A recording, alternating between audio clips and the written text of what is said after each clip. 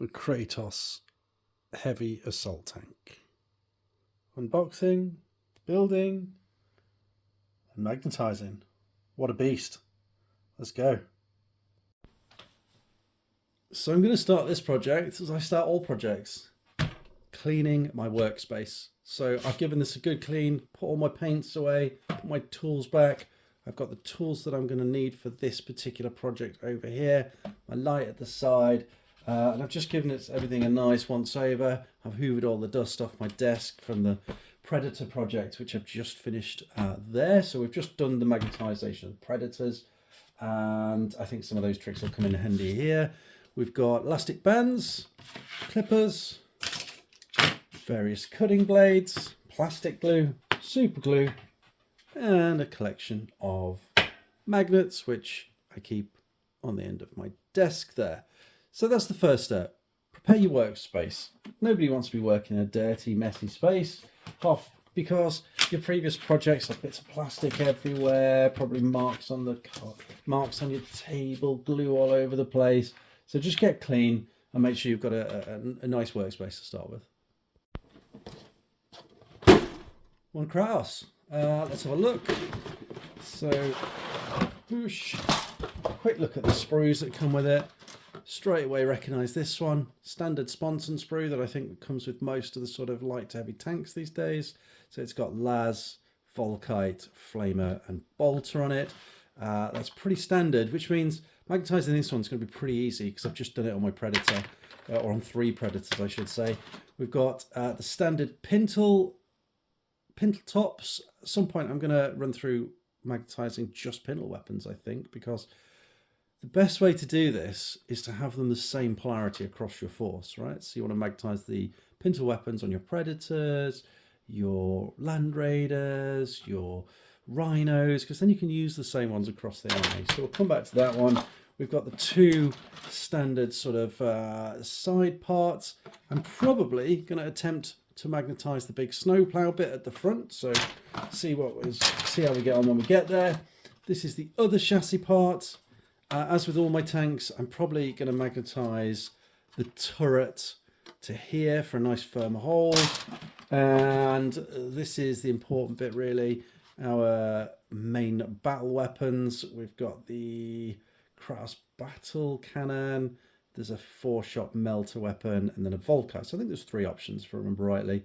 And obviously the side gun, the auto cannon. There's 2 ways of magnetizing this. Not sure which one I'm going to do yet. We can either magnetize the main gun into the turret, or we can magnetize the roof of the turret and just swap the guns in. Not entirely sure which option I'm going for yet, so we'll work it out when we get there. And obviously I am going to magnetize the top of the pintle hatch as well, so that we can put those on later. We've got the usual Games Workshop instructions and the usual useless transfers. Thanks for that.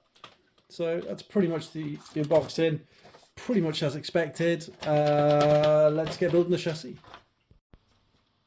So I decided to start the build by actually building the Dozer blade part of the tank. The reason for this is that I'm going to try, as I build, to magnetize this to the front. We'll see how that goes. There's another thing I forgot at the start of the video, and that's one of the very, very important tools. And that is a handheld hoover. Now, I've got 2 elderly cats. One of them's got long hair, and all these little bits of plastic here, you know, you don't want them getting on the floor, getting in your pet's fur. Your pets start licking themselves and they're swallowing plastic.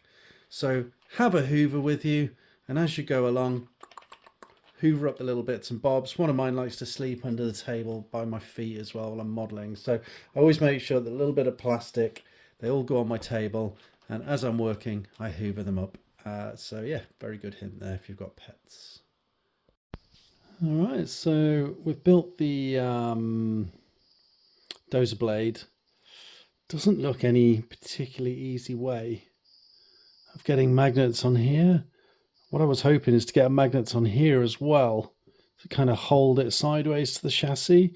Yeah, it doesn't look so easy. Hey, we've also got all the parts for the 2 sort of track sections laid out there. So time to clean and build. Right, so we've built the two end sections and cut out the parts for the main chassis. I have had a quick look at sort of this part here. I wanted to try and find some way of magnetizing it, but honestly, it just looks a nightmare. So we're not going to do that. We're going to put this one side and decide at the end if we glue it on or not. Okay, so the main hull part is built and really happy with the quality of the kit. It's gone together really nicely. No problems getting pieces to fit together. No sort of huge gaps and stuff. So really good quality kit. So well done, Games Workshop. So far, so good. I've taken a little break here because I'm about to put the case mounts in, which both have guns here, and the top part here. And if you've seen some of my other magnetization videos, I like to put a sort of central magnet to have the turret rotating. So I've just paused a little bit there to have a look at the case mounts and the top part and see how we magnetize those, and we'll be back when we figure that out. All right, let's see if we can zoom in nice and close. So this is the sort of casemate that goes into here, and it looks like it's going to be pretty straightforward. So this is the sort of holder for the guns, right? So they go like that, and then the guns have this little lock that just slots in, easy peasy. Now you probably don't even need the magnets because they fit pretty well, but you know me, I love magnets. So what I'm going to do is, I know how far this fits in here because I'm going to do this like this. And I actually already have these little tiny square magnets, and it looks to me like they're literally the exact same size as that peg. So I'm literally just going to, I'm actually just going to glue a magnet on the end. I'm not even going to cut a bit off. I'm going to glue the magnet straight onto the end of it. And then I'm going to set a magnet in here at the peg, which should leave space for it to come in and attach to it. So yeah, pretty easy peasy. And if we have any problems with the magnets, well, we can just whip them off the ends and use the connection that it's already got. So it should be straightforward. I will just measure these magnets for you as well. They are 3x2, aren't they? They're 3mm by 2mm by 1mm. So they're rectangular, 3mm by 2mm by 1mm, and they're exactly the same size as the end of each gun. So they're going to be perfect. So should be pretty easy. We'll be back when I've got those stuck in. All right, so that worked pretty well. You can see I've got a little magnet inside the casemate, and these guys they do snap in anyway, but the magnet just helps to keep them firm and in place. So that's the second one. Yeah, so this is how we're going to do those, easy peasy. Just a slight note, I did use a bigger magnet in the casemate just because I had them. And this is a rectangle that is 5 by 3 by 1. So it's a 5 by 3 by 1. Just it fit really nicely. So you can use anything in there really. But yeah, so all the guns on the casemates can be magnetized. So nice, good start. Right, so this is where we're at with the chassis. I've got the two casemates on here, which we've just magnetized, and we're at the point where we're going to stick this down. I'm still undecided whether I want the magnet in my usual sort of place here to allow the turret to rotate. I think I am going to do that, but what I was considering is using the middle area of the tank for storing guns in, but it doesn't look like they fit. So we're going to put some cardboard on there, place a magnet in the middle and use that as our turret rotation. So we're going to have one in here and one on the cardboard there to allow my turret to magnetize and rotate. We've stopped at this stage, which is the sort of midway turret stage, because I'm having a think of what to do regards the magnetization. This goes on here. So there's two ways of doing it. We can either magnetize, put magnets inside the gun when we're building them, and have one either side here, and have it sort of magnetized like that, and coming in and out, which is probably the way I'm going to do it, looking at it. I'm also tempted to magnetize the autocannon. It doesn't need doing, but it just seems to be a bit crap and wobbly otherwise. So I think if I put a few magnets in, do it on that as well, it'll just sit better in place. Or we magnetize this part, and this is like the top. It goes over the top, yeah, like this. So the other thing is we could just magnetize that and just stick the whole gun in. I'm leaning towards magnetizing the guns only because it's a little bit tidier, but I've been looking at it for about an hour. I haven't decided what to do yet, so when I figure it out, I'll come back to you. All right, so I made a decision, and that is that what I'm actually going to do is magnetize this part to here. So it seems to fit very well.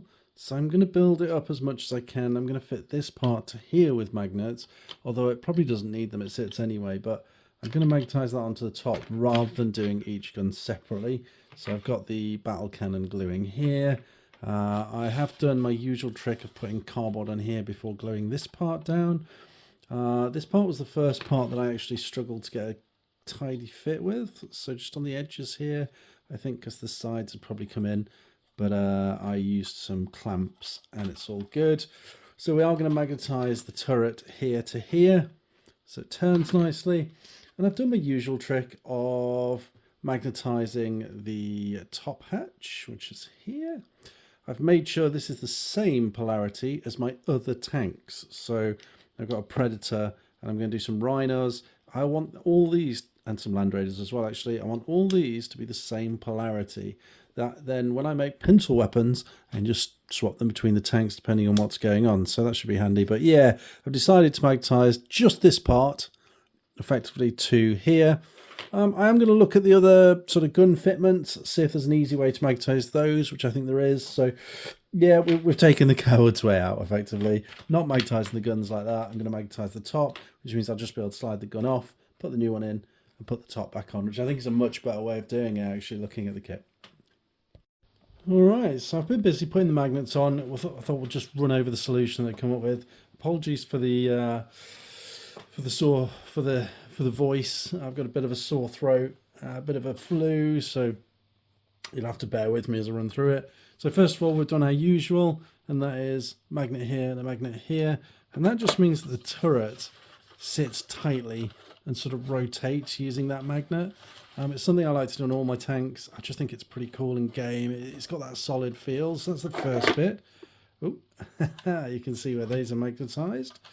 So yeah.